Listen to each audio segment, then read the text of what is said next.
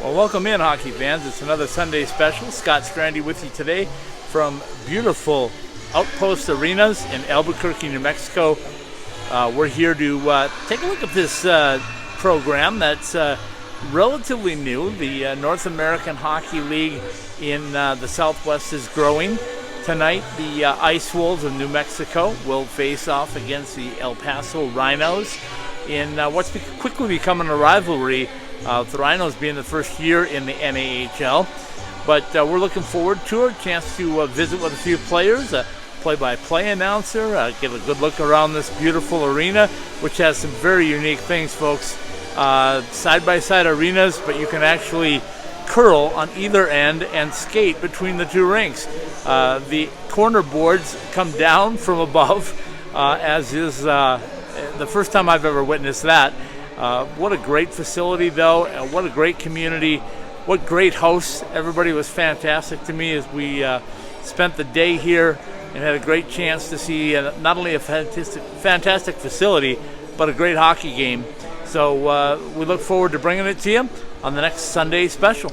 Well, welcome in, hockey fans. As you can see behind me, I promised you a Sunday special was going to be in New Mexico, in Albuquerque, New Mexico. And I'm starting the show off today, bringing in the voice of the New Mexico Ice Wolves. Jason Thomas is with me. Jason, first of all, thanks for joining me and inviting me into your beautiful building. Hey, thanks for being here. I heard we had the opportunity for you to come and do a little bit of a story on us, and I'm all for the more publicity. This is a great team and a great organization. Speaking of publicity, let's start right here. Tell everybody out there what you do every weekend to cover this hockey team. So I travel wherever the game is every weekend, and like you said, I'm the voice. I'm the play-by-play for the New Mexico Ice Wolves. In my second season, we're hoping for this to be the first actual full season of normalcy for the Ice Wolves. Right. COVID cut it short the first year. Yes. The second year, they didn't have home games until the last 13 games of the season. And so now we're about at this holiday break point, and we're like, oh, wow, could this actually happen? Nobody wants to say it. Right. We don't want to jinx ourselves, but it's a lot of fun. It's been really strange with COVID and the way it's affected everybody, because NCAA and ACHA granted extra years, which meant that some kids in the junior ranks maybe got aged out or got pushed different places that they didn't expect to go. It's made, I think, NCAA hockey really, really good because there's so many fifth-year players. But that's kind of an unfortunate part for you guys, isn't it?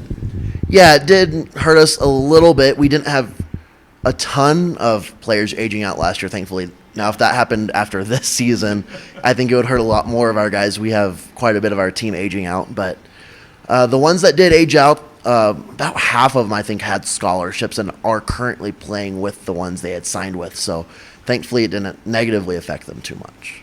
I'm going to date myself a little bit because back in the late 90s, early 2000s, I covered North American Hockey League from northern Minnesota and North Dakota.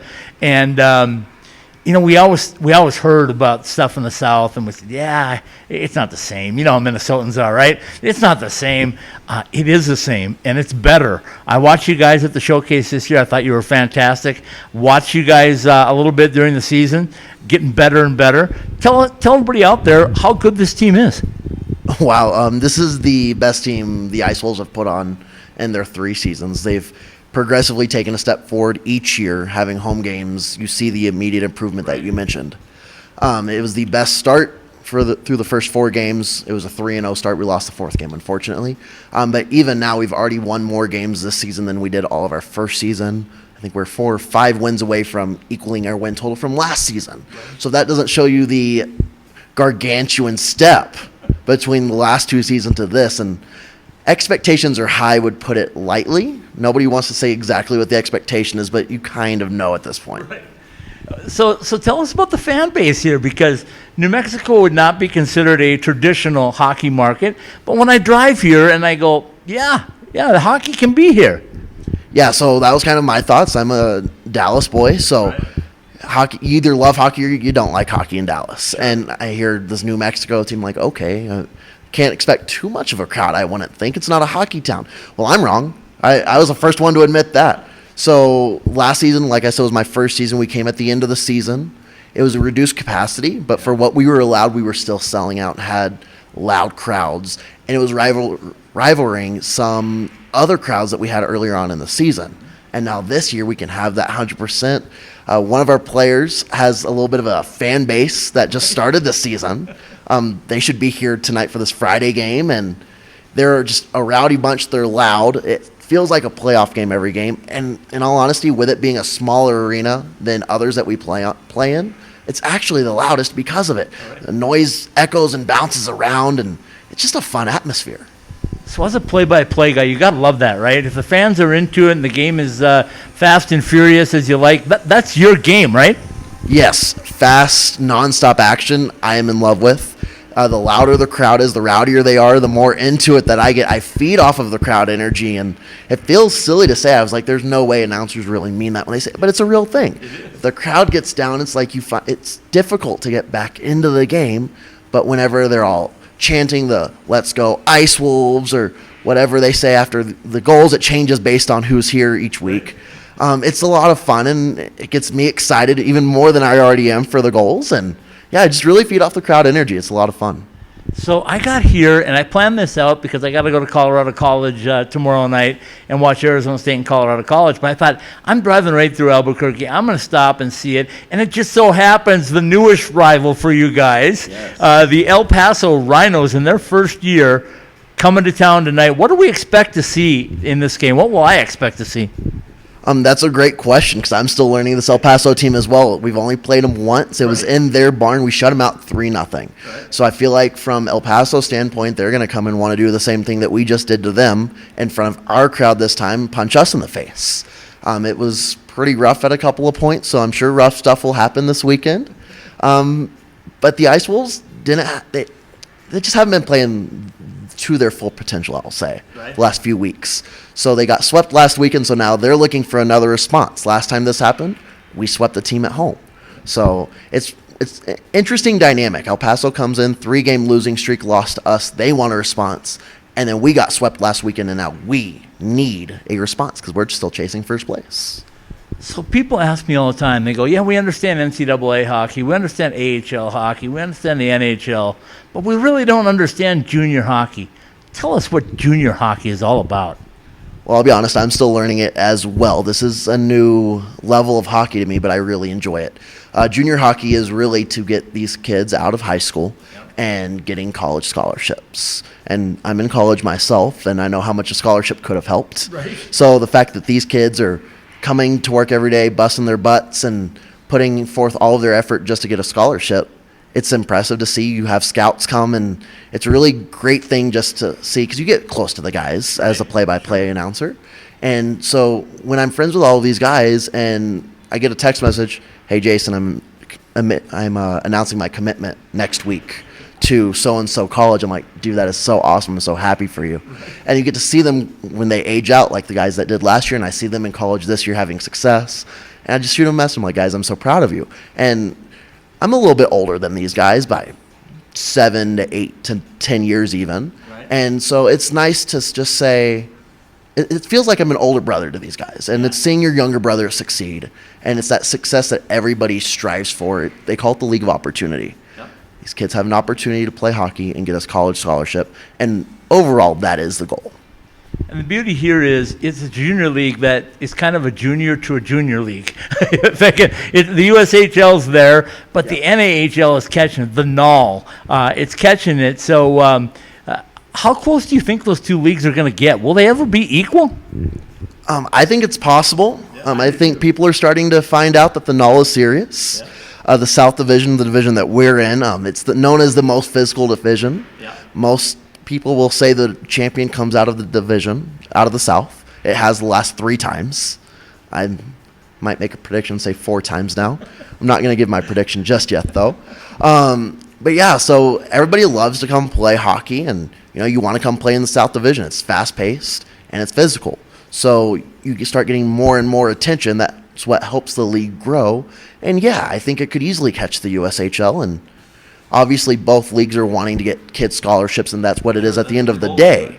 But I think it might be a little fun rivalry between the two leagues, trying to say, oh, we got more scholarships, and now we did. So it's a friendly competition, but what you're competing for is the same goal in getting these kids to play college hockey and scholarships.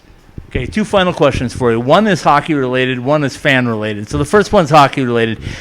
When you look across NCAA scholarships for the past maybe decade, a lot of the NAHL kids that were getting NCAA scholarships were goaltenders because they came here to develop. We see a lot of them that developed in the NAHL. Have any reasoning on why that would be? Oh man, you're asking the wrong guy that question. Let me ask you about your goaltenders here. I was going to say, we have a great goaltending duo here, really. Right. Benny Halaz and Owen Parker. Yep. Benny Halaz has made a huge step up, so has Owen Parker. I would expect both of them to commit, one this year, one next year, most likely. Right. But I've watched, again, just this is my second season, and just the step they have made from one season to the next is impressive. But I'm also going to say that about some of our forward skaters and our defensive skaters. Sure. One of our defenders from last year, the youngest on the team, he's more of a 5-tool player now. We can throw him on a forward line, and he looks comfortable. A guy that was on our 3rd or 4th line or a healthy scratch last season is tied for the team lead in goals and 2nd place in points overall. So I think that's going to going back to the last question, that'll help us catch the USHL, is everybody's developing, and everybody's taking such a huge step forward. You're going to get more acknowledgement from college scouts and colleges, and I think that'll help everybody in the long run. All right, this is a fan base. You're the guy that sees the crowd. You see everybody come in. You've already talked a little bit about that. I'm talking more about the sponsors part of it. Are people really jumping on board and going like, hey, we want to be a part of this. We want our name on the boards. They're all over the place. We want that recognition because we believe in Ice Wolves hockey? Yeah, it really has. It's blown up. We, of course, didn't have a ton of sponsors last year just because of the COVID and not playing home games. Sure. This year we have a significant amount more already. We have sponsor reads that I now do on the broadcast. Sure. We have the in-arena sponsors as well. I've seen more dasher boards and more being planned to get filled up as the season progresses. So, yeah, we're almost halfway through the season, but we're still getting more calls and more sponsors, and I think that's great. And it's really just a testament to the front office for the hard work they put in and able to reach out and get in contact with those sponsors. That's where it all starts. Okay, you being a Texan, I kind of tagged this one in advance, so if I don't do the accent very well, you'll understand. But I'm telling everybody right now, come watch the NAHL, y'all. I love it. How'd I do? That was perfect. I couldn't have done it better than myself. That was so perfect. All right, Jason, thanks for sitting in and visiting. We got to get your voice warmed up because it's a big night coming up tonight. The Ice Wolves and the El Paso Rhinos right here from beautiful Outpost Arena in Albuquerque, New Mexico. Well, welcome back in, hockey fans. It's another Sunday special. I'm still here. I'm in New Mexico. I'm at the Outpost Ice Arenas, and I've got Alex Gomez with me. What do I say? Your game has come so far, Alex. I'm so impressed watching you play here for the Ice Wolves. So let's start right there. You grew up in Colorado, which is a fast-moving college hockey, professional hockey. Guys are starting to develop there, aren't they? Yeah, hockey's really picking up in Colorado. It's been cool to watch it as I've grown up. From being young, there's a few AAA teams and then DUs winning and all that. So it's really cool. So you decide you're going to play junior hockey. New Mexico Ice Wolves. How did it happen? So I was at U18 Thunderbirds my first year, and I wanted to play juniors. I wanted to continue my hockey career. So I actually went to Shreveport first, Louisiana, and it didn't really work out there, but I felt I was at this level. So I texted Keenan Kelly, who was the assistant coach at the time, and a week later he gave me a call up basically and said, come down here, only a 6-hour drive from Denver. So, and it just worked out. So I think personally you're a better Ice Wolf than you were a Mudbug. I'd agree with that. I definitely like that. The rink, the ownership, just everything about the organization is top notch. I couldn't ask for anything better. People play junior hockey to get noticed, to get that college scholarship. You recently announced you're going to play college hockey where? University of Anchorage, Alaska. I love it. Love it. Bringing the program back. I talked to your coach, had him on our college hockey podcast. He kind of tipped me off that you were going to commit. So he's excited. I can tell you he's already got a schedule. You already know that, I'm sure. That schedule is building quickly. Yeah. Part of it includes coming to Colorado College. That's where we're starting, I believe. I think that's the first weekend. So we're going there and then Arizona, and then I don't know from there. But we got a lot of games already lined up. So tell me about developing into a college hockey player. What's it taken so far for you to get noticed and to get that scholarship offer?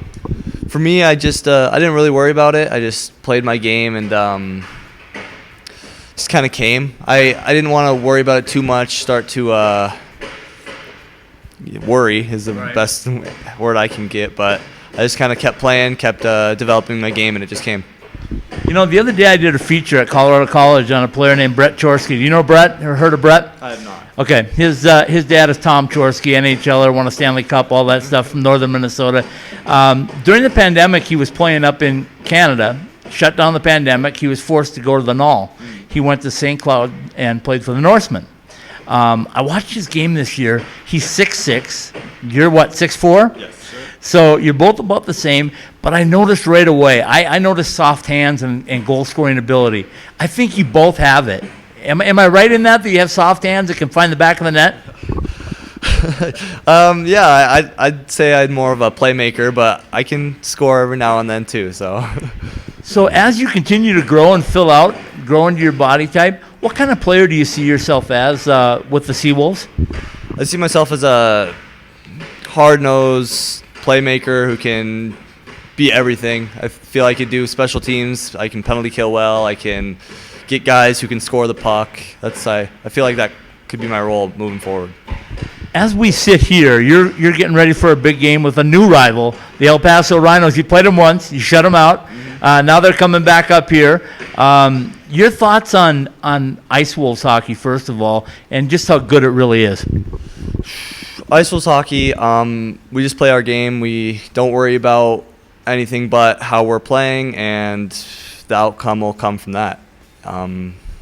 If we shoot for what we know we can do, then the outcome will be what we want it to be. It's been a rough couple of years with COVID. You haven't had fans. When you did get fans, they were limited. Now they're starting to come back in droves. You like having the fans here? Oh, the fans are huge. It was first year here was crazy, and then COVID happened, so it shut down. And last season, we actually didn't have home games until late in the season. That was rough, being on the road all year. But having the fans back, it definitely helps change the pace of the game sometimes. So, tell me about playing games on the road in the NAHL, the South Division especially. What's it like making those trips? It's fun being with all the guys on the bus, messing around. The places are great. They treat us great. All the other teams always make sure we got everything we need. It's fun though. Okay, so this is my Sunday special. It's a feature on the NAHL and the Ice Wolves. What am I going to expect to see tonight? What are the fans going to see tonight when my camera's running? Just a good game. Yeah. We're gonna go out there. We're gonna try to play our game, and it'll be fun having the stands going and all the crowd. We'll see if the Howie section's there. Have you heard about that? I heard about it. Tell us what it is. What's the Howie section? Just over there by where the other team comes out. Yeah. Just a group of Air Force guys. They like to come and have fun. But it's good. They get loud. They get the crowd going. So it'll be fun. Okay, so final question for you. Tell everybody out there, what's the style, what's the strength of Ice Wolves hockey? Our style right now, I'd say, is speed and being relentless. Just pushing the pace, and teams can't hang with us if we keep doing that all game. Sounds good. You guys have been playing very, very well. Continue up the good pace. Thanks for inviting me in and visiting with me today. I really appreciate it, and continue the success when you get to Alaska. Thank you. I appreciate that. It's nice having you. Alex Gomez, folks, he's going to put on a show for us tonight right here behind us, and then he's going to do it up in Alaska at Anchorage. Welcome back in. As you can see, folks, I am still here. I'm still here doing the Sunday special right from the Ice Wolves Arena, the Outpost Arena for the New Mexico Ice Wolves. I brought the captain in with me because we got a lot of things in common. We grew up almost next to each other, me a long time before you, but I know all about Grand Forks, North Dakota. And I want to talk hockey, okay? So let's start right there. So Brandon Holt, first of all, welcome in. Thank you. I'm excited to be here. So tell me about an Ice Wolf. Tell me about being an Ice Wolf and how you got here. Well, it was actually kind of a funny story. I didn't even know if I was going to play play junior hockey after high school, and then my high school coach kind of convinced me and told me I should give it a shot. And I was playing in this tournament after the season, after my senior season, and I got seen by Coach Keenan Kelly, who was our coach the first year, and he offered me a tender, and it took me a while to decide if I wanted to come, but I decided I wanted to come, and I've had a blast ever since. So you get here, now you're wearing the C. Tell me about the responsibilities about being the captain of the Ice Wolves. I mean, it's a huge honor just to be elected a leader by your teammates and your peers. And, I mean, it's not a huge responsibility. I mean, I think I just got to set a good example, just do what I do every day and kind of be an example for all these younger guys. But they make it pretty easy on us. Grand Forks, North Dakota. Where did you play? What high school? Grand Forks Central. Oh, Central Red River. Tell people out there that from the Southwest maybe that are watching that don't know about Central and Red River and what kind of rivalry that is. Yeah, so that's our crosstown rivalry. We got two high schools there, and it's like we play them twice every year. And it's like the biggest game of the year, biggest games. It just feels like the whole town's in the arena. It's just super good rivalry. You're playing against a lot of your buddies, but on the ice, they're not your buddies. So it's just an awesome experience. A great game. Super fun to play in. We always talk about the number of players that get college scholarships, and it's not easy. You got to earn it, right? You earned one, though, to the University of Maine. Tell us how that came about. Yeah, I mean, I kind of just stuck with it. I didn't hear a whole lot my first year and a half or so, and then I kind of started getting more attention.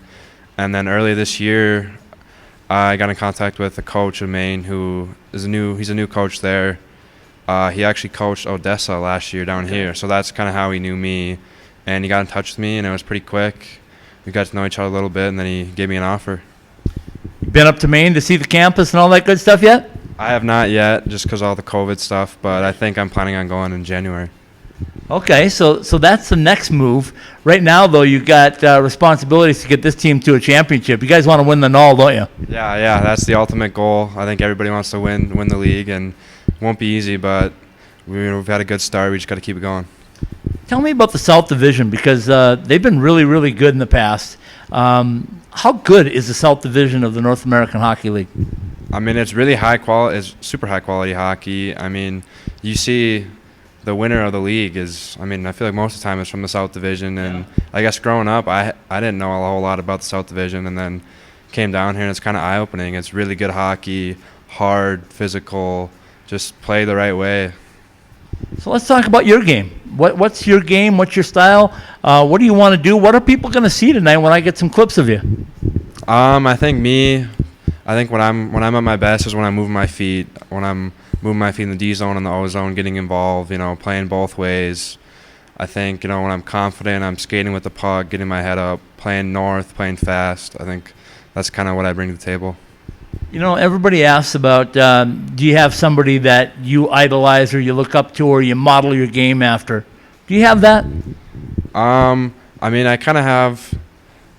Growing up, I watched Jonathan Taves a lot, just because he was at University of North Dakota. He's not my position, but he was always my favorite player, so following him. And then there's a lot of defensemen. I know, like, Nicholas Lidstrom was a big guy. He's just, like, everything he did, he was so good at everything. And then nowadays, I think, like, a Ryan McDonough type of guy. Okay. I think those are guys that I can kind of model after. Speaking of that, in Grand Forks at UND, there's a lot of great defensemen. We call it the minor league affiliate of Ottawa, but there's a lot of good players there. What are you going to bring to Maine? Your style? What do you want to do? How do you want to contribute to that lineup? I mean, I think I want to continue to do what I'm doing here, just at the next level. Just continue to get bigger, stronger, faster, and do exactly what I'm doing right now here, being responsible in the D zone, but also, getting that confidence up to pitch in on the offensive side. Fans are back. I know you guys had limited fans last year when you could finally play some home games, but how important are the fans here in Albuquerque for you guys? Yeah, it's huge. It's definitely huge playing on home ice. Last year, it was tough. being on the road all year. It's really been a different dynamic this year. Yeah. Being able to play at home in front of our fans. They're so, I don't know, energetic, I guess. Even the guys that don't know, some of them don't exactly know what's going on the whole time, but they still love to be here, still have a blast, and we love to have them.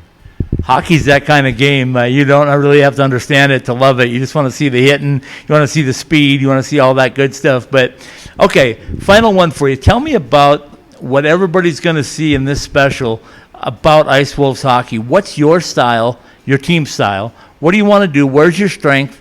And how are we going to know when you're successful besides the scoreboard?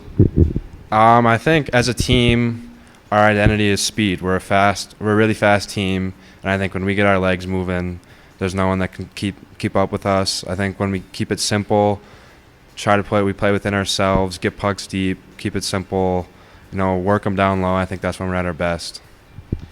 Brandon Holt, captain, appreciate your time tonight. Good luck in this one. It's a big series because you guys are starting to get a rivalry with these guys, right? Their first year, and you guys want to show them that you're still the boss. So congratulations on all the success so far and continued success at Maine. Thank you.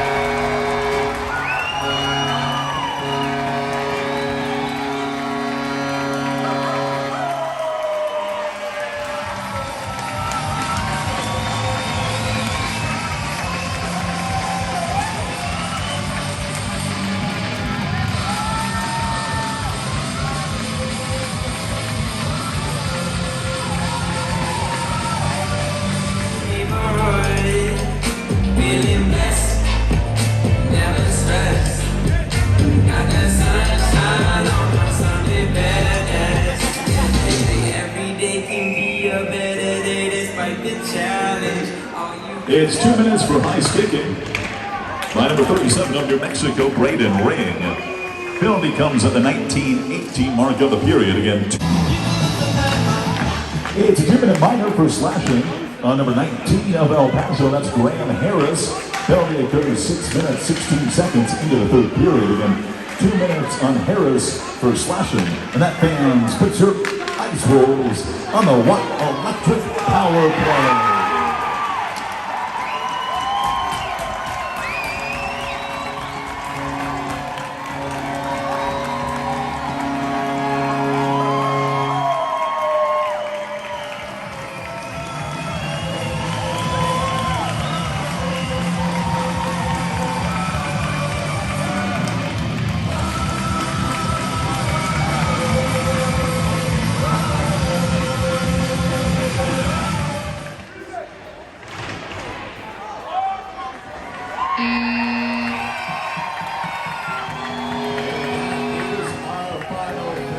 New Mexico 7, Paso 5. Shots on goal by the Ice Wolves, 45. Shots on goal by the Rhinos, 30.